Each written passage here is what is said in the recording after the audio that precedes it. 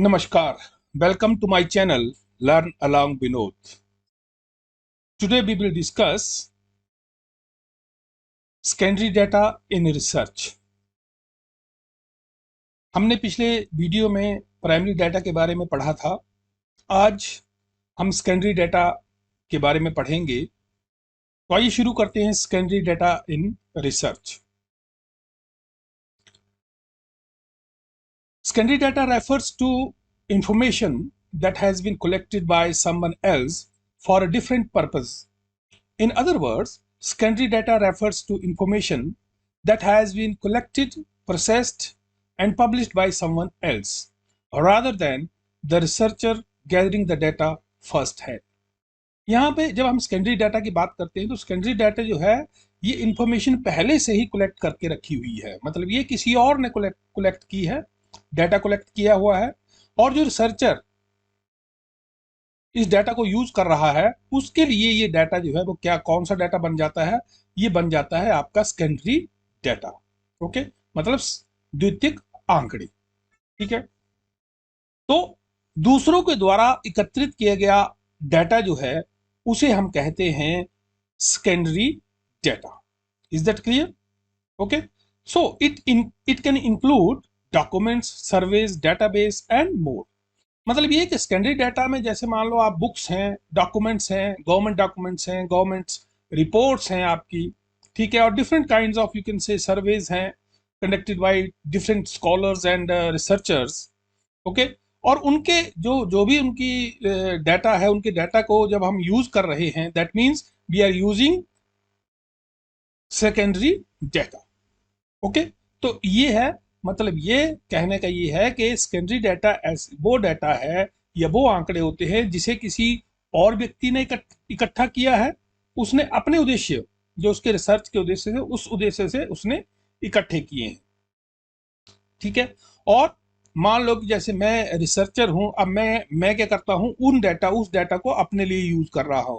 तो मेरे लिए वो डाटा जो है, वो इंफॉर्मेशन जो है, चाहे वो किताबों में है, चाहे वो मैगजीन में है, चाहे रिपोर्ट्स में है, मेरे लिए वो डाटा जो है वो है आपका सेकेंडरी डाटा.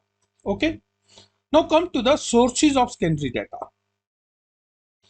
तो अगर हम सोर्सेज की बात करें तो जो सेकेंडरी डाटा के सोर्सेज हैं उनको हम वैसे तो दो भागों में बांट सकते हैं, लेकिन फिर भी तीन जो सोर्सेज हैं वो हमारे यहाँ सेकेंडरी डाटा के हैं. जैसे पहला है आपका पब्लिश्ड सोर्स और डाटा, दूसरा है आपका अनपब्लिश्ड सोर्स ऑफ डाटा, और तीसरा है ये है आपका पर्सनल डॉक्यूमेंट्स और डाटा. ठीक है, ये जो पर्सनल डॉक्यूमेंट्स हैं ये पब्लिश्ड भी हो सकता है और अनपब्लिश्ड भी हो सकता है. तो आइए इनको बारी बारी से सबके बारे में देखते हैं कि ये पब्लिश्ड डाटा या अनपब्लिश्ड डाटा ये है क्या. ओके, तो सबसे पहले published data. Okay, published data क्या होता है? Published data refers to data that has been published in books, magazines, newspapers and other print media. ठीक है, मतलब ये पब्लिश्ड मीन्स प्रकाशित आंकड़े. तो प्रकाशित आंकड़े वो आंकड़े हैं जिनका प्रकाशन किसमें हुआ है? किताबों में, पत्रिकाओं में, समाचार पत्रों में, या और जो अन्य प्रिंट मीडिया है उसमें उसका प्रकाशन हुआ है. तो उसको कहते हैं हम पब्लिश्ड डाटा या पब्लिश्ड सोर्स. ओके, उदाहरण के लिए जैसे सांख्यिकीय रिपोर्ट हो गई आपकी, या बाजार अनुसंधान रिपोर्ट हो गई आपकी, या विद्वानों के द्वारा लिखे गए लेख, आर्टिकल या रिसर्च पेपर्स हैं, जर्नल्स में जो रिसर्च पेपर छपे हुए हैं, वो ये सारे के सारे जो हैं आपके सेकेंडरी डाटा के सोर्स होते हैं. ओके, अब इसमें क्या क्या आता है देखिए. सबसे पहले गवर्नमेंट डाटा.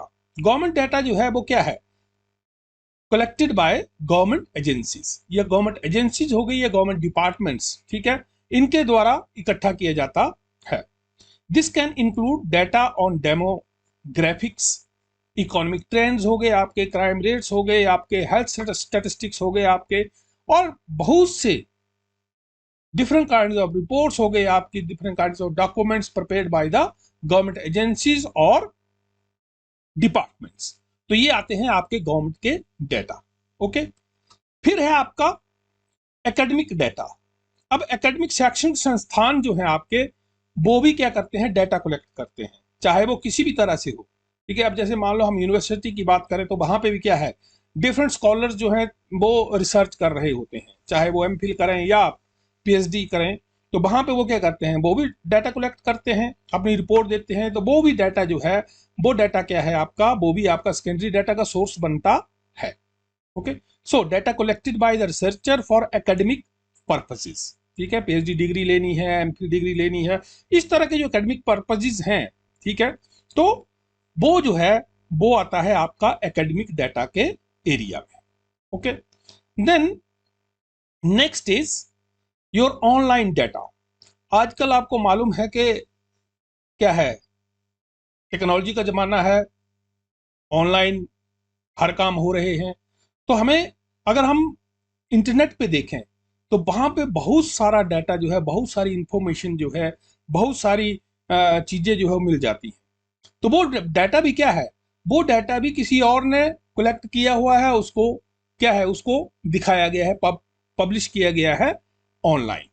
ठीक है, जैसे आपका सोशल मीडिया हो गया, आपका वेबसाइट्स हो गए आपके, ठीक है, या different kind of customer reviews हो गए आपके, वो भी आपके क्या है, ऑनलाइन मिल जाते हैं। ठीक है, तो ये है आपका ऑनलाइन डाटा। फिर है आपका organisational data.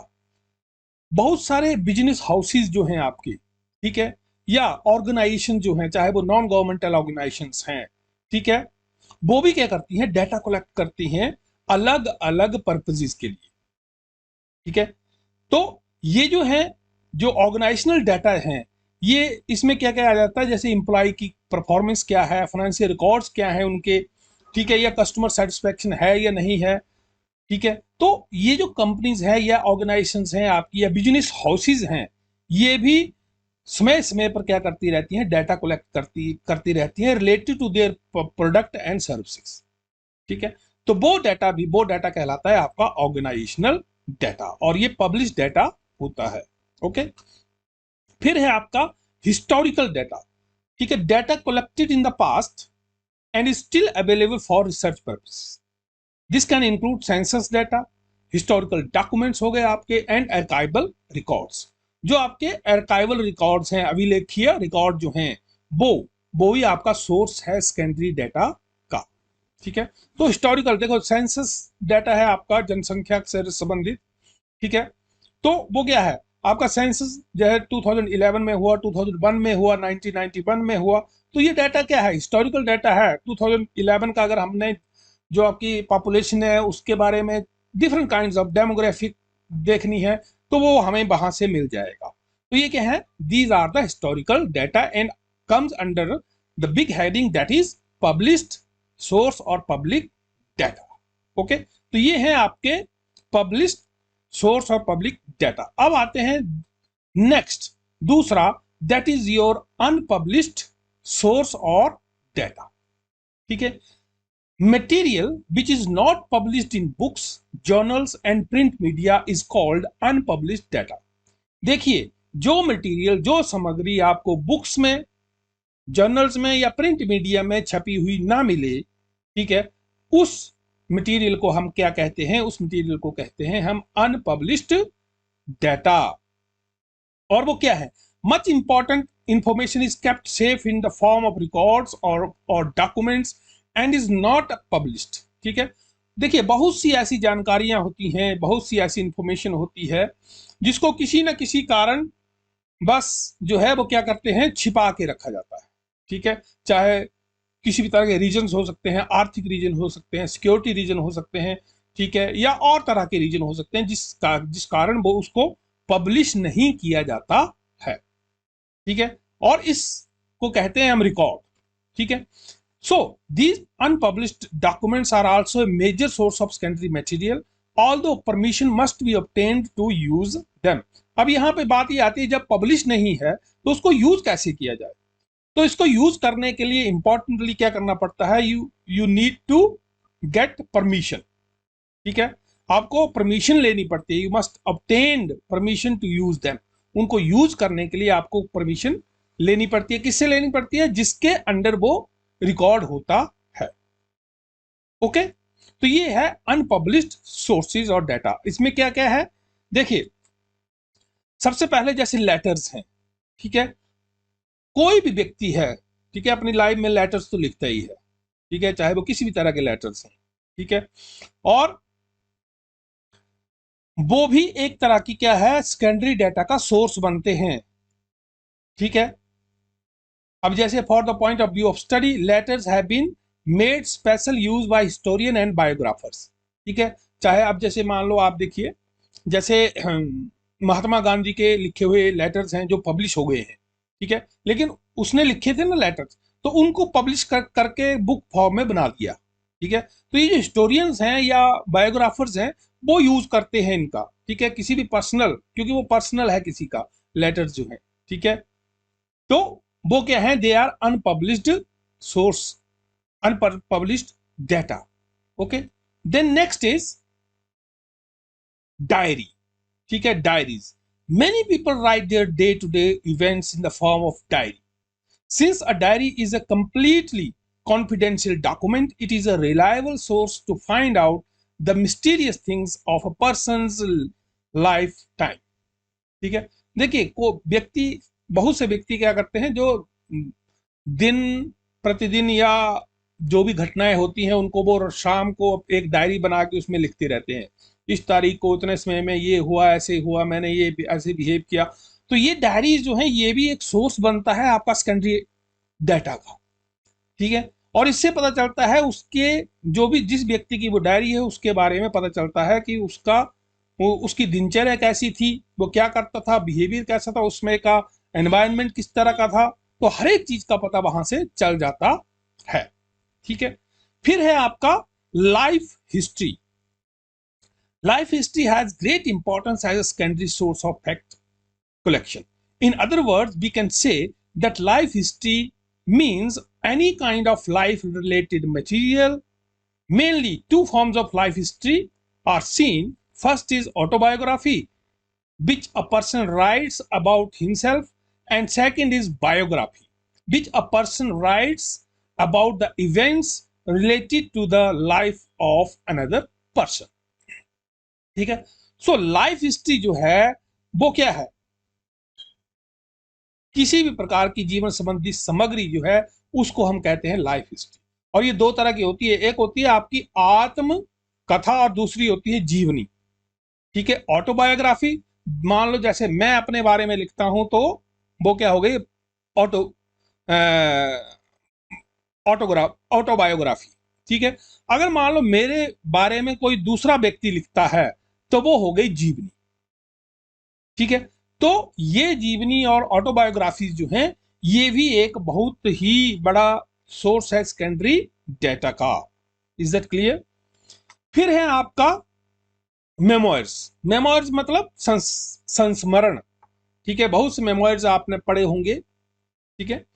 So many people write their travels, important life events and thrilling experiences in the form of memoirs or narrate them to other people from time to time, ठीक है। जैसे मान लो कई बार क्या होता है ना, जैसे हम कहीं घूमने जा रहे हैं, ठीक है, तो उसकी सारी घटनाएं जो है, घटनाक्रम जो है उसको वो राइट डाउन कर लेते हैं, लिख लेते हैं, ठीक है। या इंपॉर्टेंट लाइफ इवेंट्स है कोई, उनको लिख लेते हैं। वो क्या है, वो आपकी जीवन का हिस्सा है, वो आपके संस्मरण है, ठीक है। और फिर वो उनको बताता है, जैसे कई बताते हैं ना कि हमने उस टाइम पे हमने ये किया था, इस तरह से चले थे हम, तो ये क्या है, दीज आर द मेमोयर्स, ठीक है। और ये मेमोयर्स जो हैं ये भी बहुत इंपॉर्टेंट पार्ट प्ले करते हैं as a source of secondary data. Is that clear to you? Okay, so these are the unpublished source और unpublished data. And the third one is personal documents और personal data, ठीक है। Personal documents include the entire written material that a person presents about himself और social events after observing and understanding them from a particular perspective. Personal documents may also include a person's thoughts, feelings, ideas, etc. The written material available in the form of personal documents can be in both published and unpublished form, ठीक है। मतलब ये कि मेरा अपना है, personal documents हैं, ठीक है, जो मैंने लिख के रखा हुआ है, ठीक है, चाहे वो अपने बारे में लिखा है मैंने या जो मेरे बाहर सोसाइटी में क्या हो रहा है उसके बारे में मैंने हर एक चीज को ऑब्जर्व करके लिख के रखा हुआ है, ठीक है। तो ये है मेरे पर्सनल डॉक्यूमेंट्स। इसमें लेटर्स भी हो सकते हैं, इसमें मेरे संस्मरण भी हो सकते हैं, ठीक है। इसमें मेरी लाइफ हिस्ट्री से रिलेटेड जो इवेंट्स हैं, इंपॉर्टेंट इवेंट्स हैं, वो भी हो सकते हैं, ठीक है। तो इसे कहते हैं पर्सनल डॉक्यूमेंट्स या पर्सनल डेटा। और ये दोनों में हो सकते हैं, पब्लिश्ड भी हो सकते हैं और अनपब्लिश्ड भी हो सकते हैं। So these are the sources of collecting secondary data. Is that clear? Now come to the methods of collecting secondary data. अब यहाँ पे बात ये जाती है कि अगर हमने सेकेंडरी डाटा को कलेक्ट करना है तो उसे करना कैसे है। प्राइमरी डाटा में तो हमें पता है, हम क्वेश्चनियर यूज कर सकते हैं, इंटरव्यू यूज कर सकते हैं, ऑब्जर्वेशन हो गई आपकी, क्वेश्चनियर हो गया आपका, ठीक है, एक्सपेरिमेंट्स हो गए आपके, ओके। तो इनका यूज करके हम प्राइमरी डाटा कलेक्ट करते हैं, ठीक है। तो क्या जो हमारा सेकेंडरी डाटा है उसको किस तरह से हम यूज कलेक्ट करते हैं? उसके लिए सबसे पहले है आपका सर्वेज एंड क्वेश्चनियर, ठीक है। मतलब ये collect data through pre existing surveys और create your own to gather specific information, ठीक है।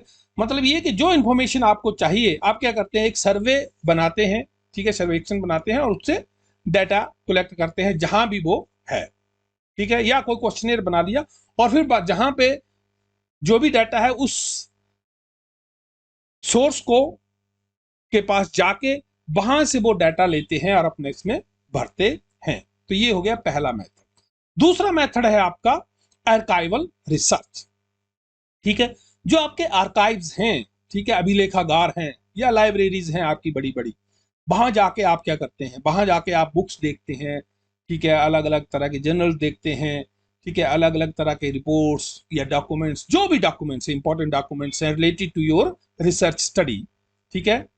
You are going through all those documents, books or journals, and then try to extract the data from them, ठीक है। सो archival research बहुत important है जब हम secondary data की बात करते हैं, तो वहां से हम इसका प्रयोग करके भी हम सेकेंडरी डाटा क्या है कलेक्ट कर सकते हैं।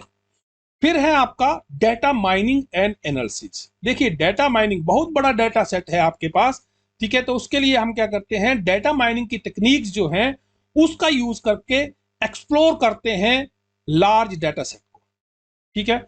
और जो इंपॉर्टेंट आपके लिए आपकी रिसर्च से संबंधित जो इंपॉर्टेंट डाटा है उसको हम क्या करते हैं, लेते हैं, ठीक है। अब ये डाटा माइनिंग जो है इसकी टेक्निक्स कौन कौन सी हैं, इसकी अलग अलग टेक्निक्स हैं आपकी, ठीक है। जैसे कि क्लासिफिकेशन हो गया, you need to classify all the data sets, ठीक है। देन क्लस्टरिंग, उसको क्लस्टर करना है on the basis of your purposes of the research, ठीक है।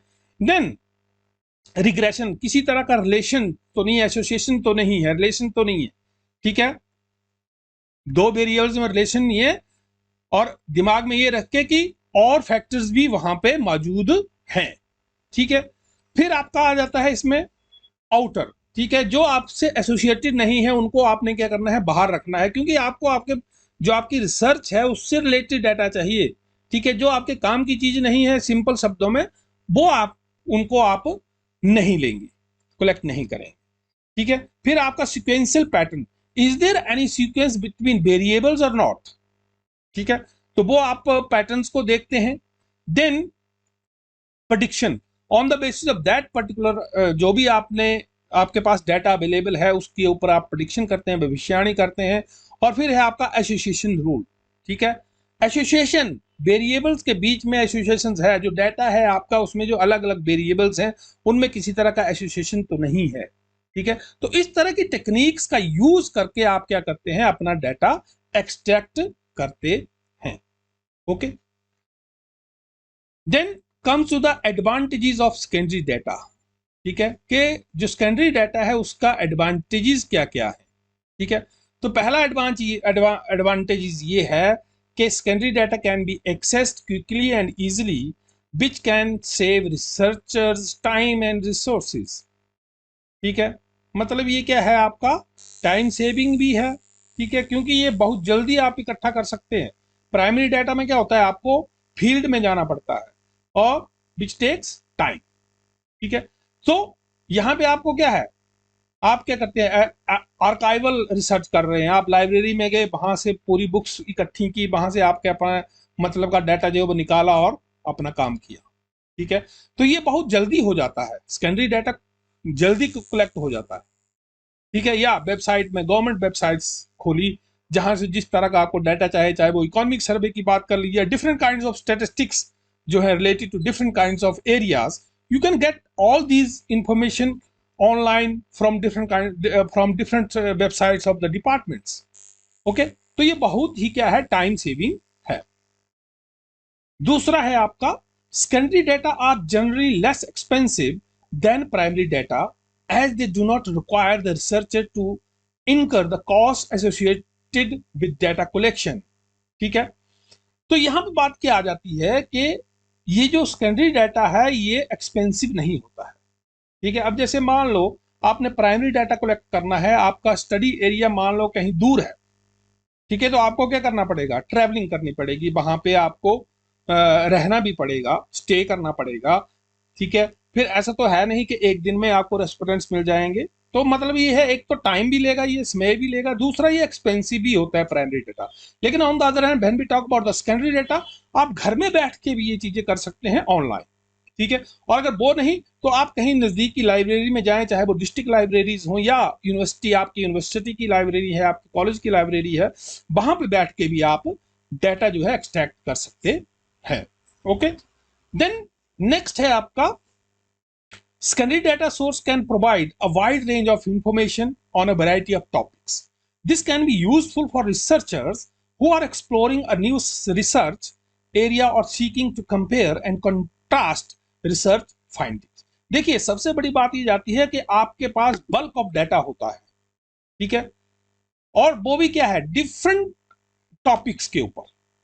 ठीक है, तो जब आपके पास बल्क डाटा है, आपके पास समय भी है, आपके पास टाइम भी है, और आपके पास कैपेसिटी होती है कि you can explore new research. ठीक है ना, आप एक्सप्लोर करते हैं। ठीक है, और एक्सप्लोरेशन में क्या हो जाता है, आप नई चीजें भी निकाल के ला सकते हैं।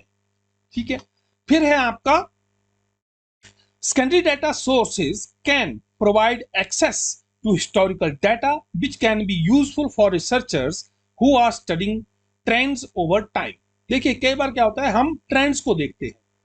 ठीक है, ट्रेंड्स को इवेल्युएट करने की कोशिश करते हैं, टाइम सीरीज की बात कर लीजिए। फॉर एग्जांपल, अब मान लो हम इकोनॉमिक की बात कर रहे हैं, इकोनॉमिक रिफॉर्म्स की, या इकोनॉमिक किसी तरह का कोई डाटा है आपका। ठीक है, 1990 1990 से लेके 2020 या 2023 तक, तो वो हमारे पास क्या है, हर साल का डाटा आ रहा है, ये टाइम सीरीज डाटा है। तो हमारा जो पिछला डाटा है वो कहां से मिलेगा, प्राइमरी सोर्स से तो मिलेगा नहीं। आपको कैसे मिलेगा, आपको आर्काइवल या कहीं पे जो उसके पास जिस डिपार्टमेंट के पास उसका वो डाटा अवेलेबल है वहीं से लेना पड़ेगा। तो जो हिस्टोरिकल डाटा है वो भी हमें मिल जाता है, और इससे क्या हो जाता है, आप ट्रेंड जो है वो निकाल सकते हैं। ठीक है, ग्रोथ की बात कर लेते हैं, ग्रोथ निकाल सकते हैं, ग्रो हो रहा है, किस तरह से ग्रो हो रहा है, या फ्यूचर ट्रेंड्स की बात भी हम कर सकते हैं on the basis of evaluating the secondary data. Okay, then next is no ethical concern. ये बहुत इंपॉर्टेंट है कि एथिकल कंसर्न नहीं रहता है। क्यों नहीं रहता है, क्योंकि secondary data are already in existence, क्योंकि ये एग्जिस्टेंस में है। ठीक है, so there are no ethical concern related to collecting data from human subjects. ठीक है, मतलब ये कि पहले से इकट्ठा किया हुआ है किसी ने। ठीक है, प्राइमरी डाटा में क्या है, एथिकल कंसर्न रहता है, क्योंकि वहां पे क्या हो जाता है, हमारी ये हो जाती है कई बार हम, क्योंकि वी आर ह्यूमन बीइंग, और वहां पे कहीं ना कहीं हम सब्जेक्टिव हो ही जाते हैं, या बायसनेस उसमें आ सकती है। ठीक है, तो ये उस चीज से क्या है, परे होता है। Okay, so these are the advantages of secondary data. Okay, now come to the disadvantages of secondary data. अगर एडवांटेज हैं तो डिसएडवांटेज भी होंगे, मतलब ये ब्राइटर साइड है तो डार्कर साइड भी होती है। ओके, सो इसमें सबसे पहला जो डिसएडवांटेज है वो है कि researcher do not have control over the data collection process, which means they cannot ensure the accuracy or completeness of the data. अब यहाँ पे बात ये आती है, क्योंकि प्राइमरी डाटा में क्या है, आपका डाटा कलेक्शन प्रोसेस के ऊपर आपका पूरा कंट्रोल होता है, लेकिन यहाँ पे कंट्रोल नहीं है क्योंकि ये किसी और ने इकट्ठा किया हुआ है, उसने अपने हिसाब से इकट्ठा किया हुआ है। तो इसलिए हम ये बिल्कुल सही ढंग से इंश्योर नहीं कर सकते हैं कि जो डाटा है वो एक्यूरेट है या कंप्लीट है।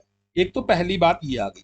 दूसरी बात ये है कि secondary data may not be available for the specific research questions और स्टडी डिजाइन। कई बार क्या होता है, जो हमने रिसर्च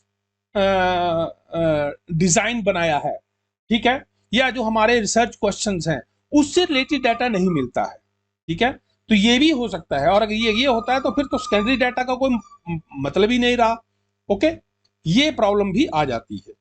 फिर है आपका researcher may not have access to information on the sampling and data collection method used to gather the secondary data।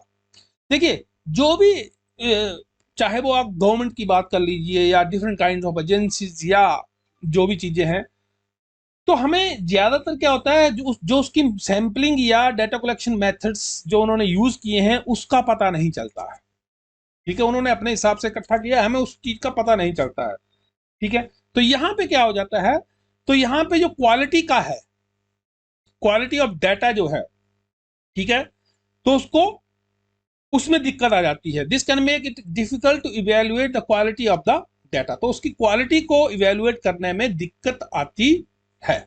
Okay, the next is secondary data may not be up to date और relevant to the current research. देखिए, पहली बात यह है कि data जो है, secondary data जो है अप टू डेट नहीं होता। अप टू डेट मतलब किसी और ने पहले इकट्ठा करके रखा हुआ है, वो तो सीधी सी बात है, अप टू डेट तो है ही नहीं। और कई बार क्या हो जाता है, जो मैं मान लो मेरा जो रिसर्च प्रॉब्लम है या मेरी जो रिसर्च स्टडी है या रिसर्च डिजाइन है उससे रिलेटेड भी ना हो, तो मतलब क्या हो गया, वो भी रेलेवेंट नहीं रहा, ठीक है ना। तो ये दिक्कत भी आती है, अप टू डेट तो होता ही नहीं है।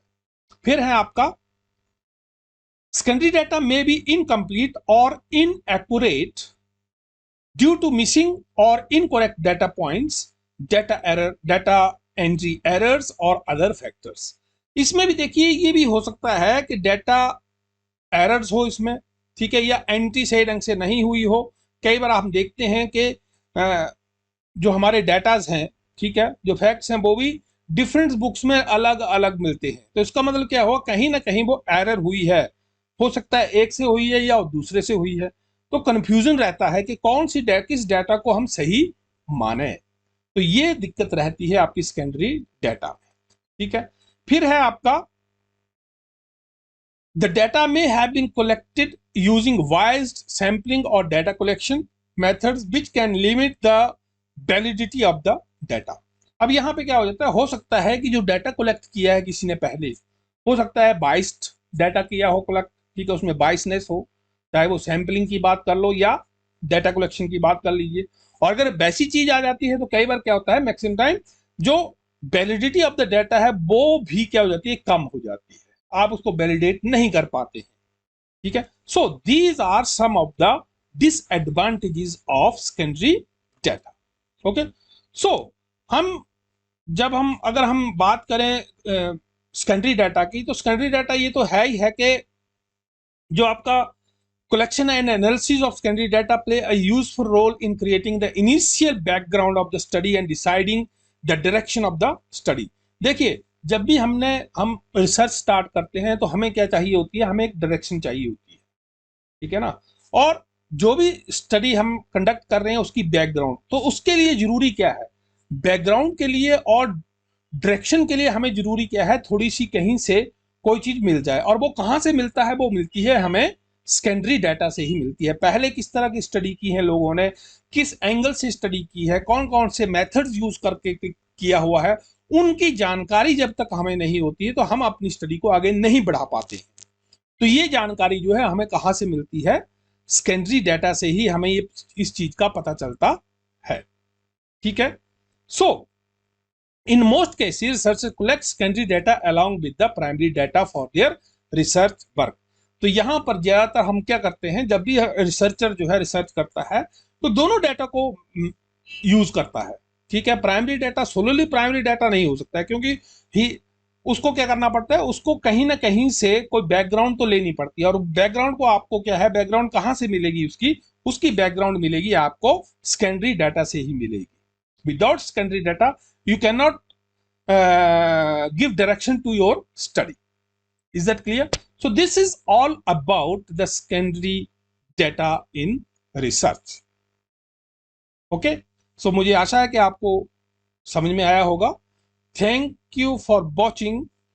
मेरे चैनल को सब्सक्राइब करें, साथ में बेल आइकॉन का बटन दबाएं, लाइक करें, शेयर करें और कमेंट जरूर करें। ओके, इसके साथ ही अगली वीडियो तक नमस्कार।